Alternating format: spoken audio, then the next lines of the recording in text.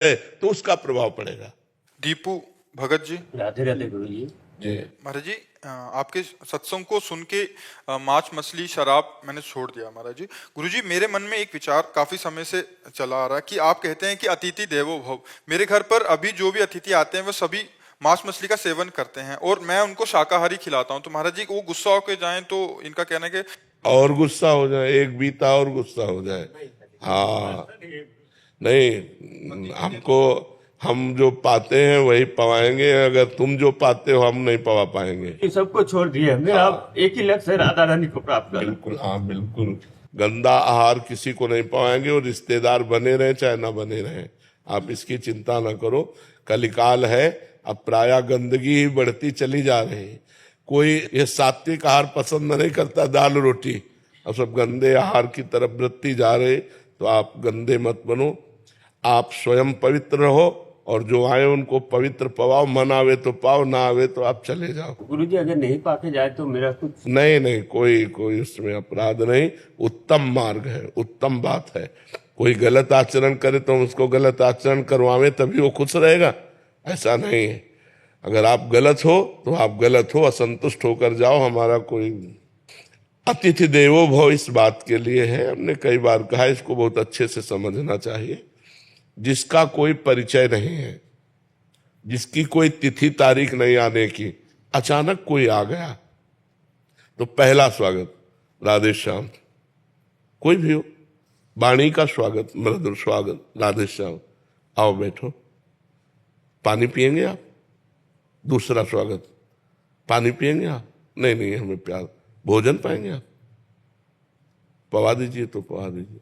तो हमारे यहाँ तो दाल रोटी है, आप पाएंगे? नहीं, ये तो मैं नहीं पाता, मैं तो मांस पाता हूं, तो हमारे यहाँ सुविधा नहीं। खत्म। अब जैसे कोई संत आता है तो दो बातें तो आप दे ही सकते हैं, मधुर वचन और जल।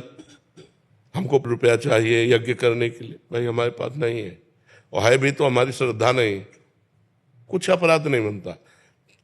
आप अगर सत्य से चल रहे हैं, कोई अपराध, हम आपको नहीं जानते, हमारी श्रद्धा नहीं कि हम 5,000 आपको दें, पता नहीं 5,000 का आप यज्ञ करोगे कि शराब पियोगे कि क्या करो। हमारी श्रद्धा बन जाए कि हम ये जाने कि आप पात्र हो, तो फिर हम आपको अर्थ दे सकते हैं। तो ये हम प्रवचन क्यों करें, हम तो सीधी बात है, दो का स्वागत किया, वचन और जल। तीसरा भोजन हमारे अनुसार, चौथा अर्थ श्रद्धा के अनुसार। अगर हमारी श्रद्धा है तो हम देंगे, हमारी श्रद्धा नहीं तो नहीं देंगे। बिल्कुल नहीं डरना चाहिए, कोई अपराध नहीं लगता। महाराज जी, इसमें एक प्रश्न, जैसे आपने बोला कि वो 5,000 मांगे तो नहीं देना चाहिए। महाराज जी, अगर वो कहे कि मेरे को भगवान प्रेरणा कर रहे हैं, अंदर से श्री जी प्रेरणा कर रहे हैं, तो हमारे अंदर पत्थर बैठा है क्या? वो भी वही, हमारे अंदर भी तो भगवान बैठा, वो प्रेरणा ही नहीं कर रहा। तुम्हारे अंदर प्रेरणा कर रहा, तुमने मांग लिया। हमारे अंदर प्रेरणा कर रहा है कि नहीं देना, तो मैं नहीं दे रहा हूं। जब मेरे अंदर प्रेरणा करेगा दो तो मैं दे दूंगा। तुम्हारे अंदर भगवान, तो हमारे अंदर पत्थर थोड़ी बैठा है, वही भगवान ही तो बैठा है। दबना नहीं चाहिए। धर्म में कहीं भी झुकने वाली इस तरह की प्रवृत्ति नहीं। मान लो कोई ऐसा भी कह दे कि तो अगर रुपया नहीं दोगे तो तुम्हारे घर में हानि हो जाएगी, बिल्कुल नहीं डरना चाहिए। ऐसे पाखंड से नहीं डरना चाहिए, कुछ नहीं। जो रुपया पैसे का गुलाम होता है वो साधु नहीं होता। जो दूसरों से रुपया मांगे वो साधु नहीं होता। तब लग जोगी जगत गुरु, जब लग रहा है निराश, और जब आशा मन में भई जग गुरु जोगी दास। भगवान का दास बन करके साधु भेष रख कर रुपया मांगे घूमे, वो लक्ष्मी महारानी का दास हो सकता था, नारायण का दास नहीं हो सकता। तो हमको माया के दास से डरने की जरूरत नहीं है, हाँ भगवान के दास से डरने की जरूरत है। कोई भूखा आया है और कह रहा भोजन पवा दो, अब आपकी बड़ी तीव्रता से आपको कहीं जाना है, अब आपको समस्या है, आप पहले भोजन की व्यवस्था उसकी करो। धर्म कहता है वो दरवाजे पे भूखा आया, अब वापिस न जाने पावे। हमारे पास जो कुछ जल पात्र भोजन जो भी है आप पा लीजिए, फिर हम अन्य कार्य देखेंगे। उस समय अवहेलना न करें कि हम लोग पार्टी के लिए जा रहे हैं, घूमने जा रहे हैं, और कोई अतिथि कोई साधु महात्मा भोजन की याचना करे तो तत्काल व्यवस्था की, जैसे भी बने। मान लो बाजार में हो आप, तो मीठा और फल आदि खरीद करके आप पा लीजिए। भले वो अपनी औषधि के लिए पैसा है तो हम बीमारी का कष्ट सह लेंगे, आप भोजन पा लीजिए, ये धर्म कहता है ऐसा। नीतीश जी। राधा राधा।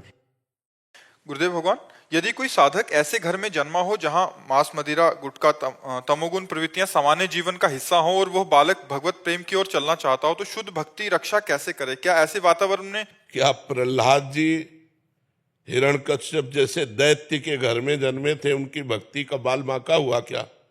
यदि अपनी निष्ठा है तो कहीं कोई हमें परास्त नहीं कर सकता।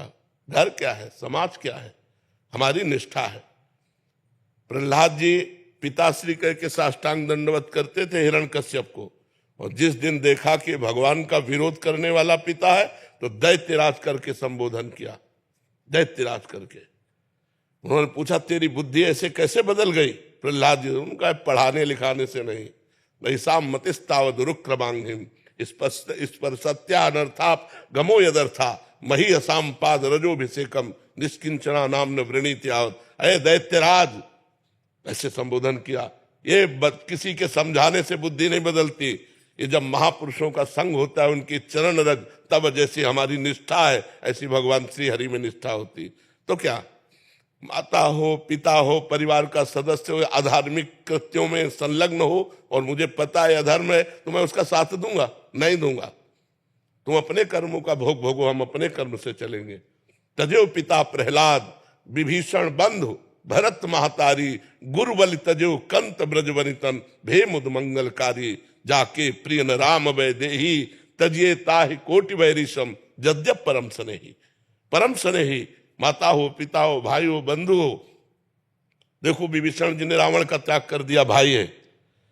गोपियों ने अपने पतियों का त्याग कर दिया, और श्री बलि जी ने अपने गुरुदेव का त्याग कर दिया। जब शुक्राचार्य जी ने मना किया वामन भगवान को दान मत करो, ये 3 पग में सारी ब्रह्मांडों को नाप लेंगे, नहीं माने कि जब भगवान भिक्षुक बन करके आए तो ऐसा अवसर हम नहीं चुकेंगे। गुरुदेव की बात टाल दी और भगवान को 3 पग पृथ्वी का दान किया।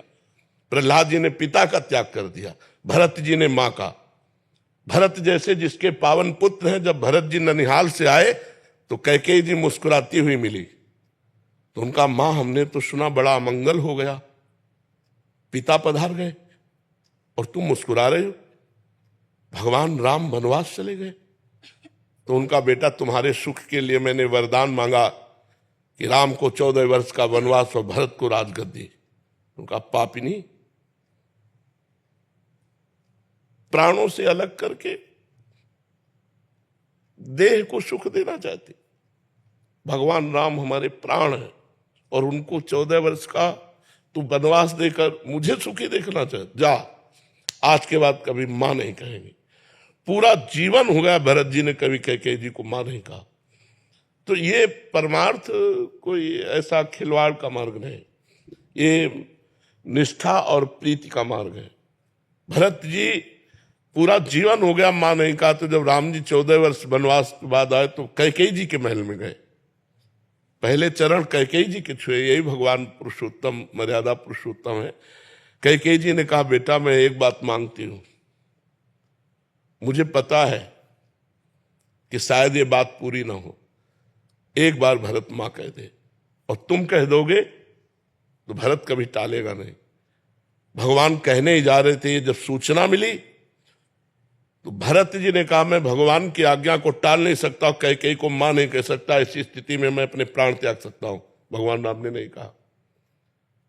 तो जाके प्रिय न राम वै देही तजिए ताहि कोटि वैरिशम जद्यप परम स्नेही तजो पिता प्रहलाद विभीषण बंधु भरत महतारी गुरु बलि तजो कंत ब्रज वनितन भे मुद मंगलकारी। तुम्हारे पिता का भी कल्याण हो जाएगा यदि तुम धर्म मार्ग का अनुसरण करते हुए मनुष्य जीवन की यथार्थ आध्यात्मिक शक्ति को जागृत कर लिया तो कुल का कुल पवित्र हो जाता है। कुलम पवित्रम जननी कृतार्था। तो ये गलत आचरणों में नहीं जाना कि हमारा परिवार गलत आचरणों में जा रहा है तो हम गलत आचरणों में ही जाएं। सार्थक